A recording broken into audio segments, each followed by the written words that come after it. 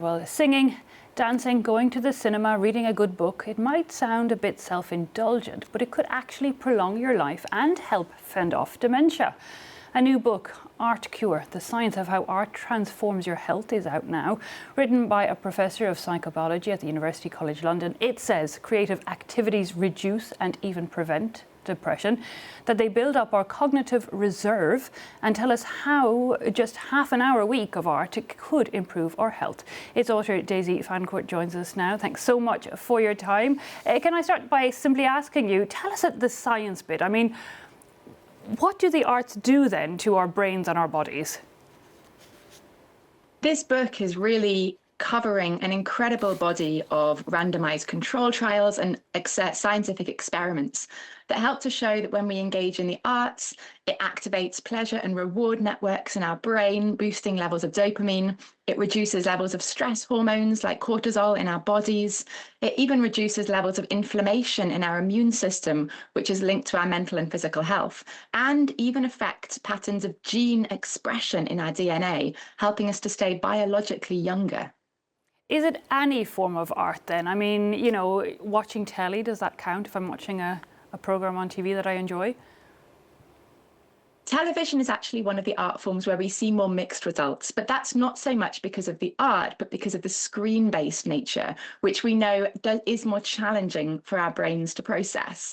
But actually across the book, I show that there are benefits from all different kinds of art forms, from going to galleries or music events, to taking part in arts and crafts, reading for pleasure, listening to music. How much then of art? I read that we need only a half an hour a week to see actual improvements in our health.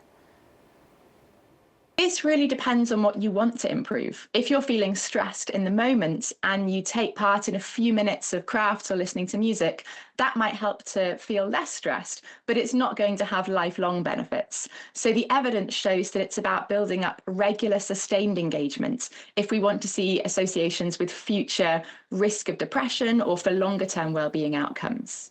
Because you talk about that, you talk about depression, dementia, that cognitive build-up and gene expression. So do the arts actually physically change our brains then? They actually do. There's evidence from young infants showing that if we sing with babies and we do music with young children, it actually helps to develop neural architecture in the brain, actually altering the size and functioning of different brain regions.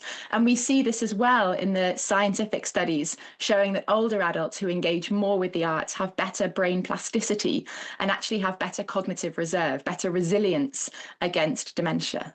Okay, now I've understood it's better to go out and be more directly in touch with the art rather than being behind a screen. But you also point out nuances as well as to how we engage with art. Like a book, we shouldn't make a book too difficult, if you like, to read. Explain that to me a bit more.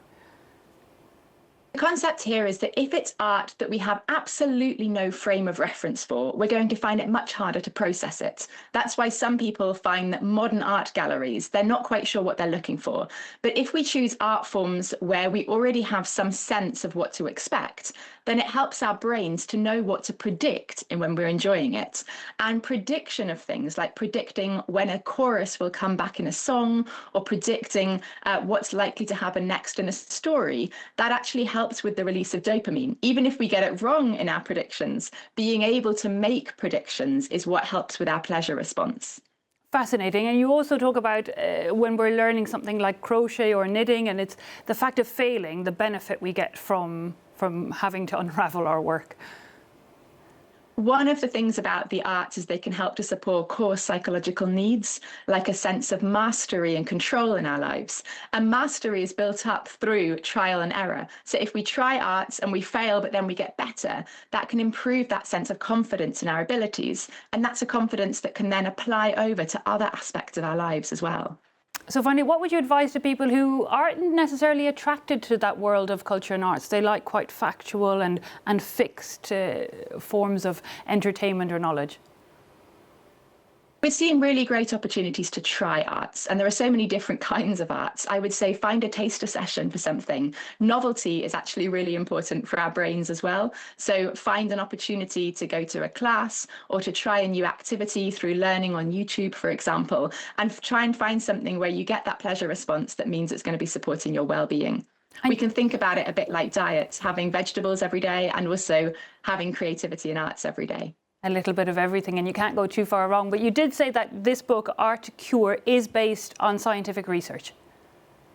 Completely. It's covering thousands of clinical trials, laboratory experiments, neuroimaging, biological studies, and epidemiological statistical studies as well. So it's completely based on a very rigorous and growing scientific body of research. Doesn't sound like it could do us any harm in any case. Daisy Fancourt, thanks so much for your time and joining us here on France 24 to talk about Art to Cure, the science of how the arts could transform our health.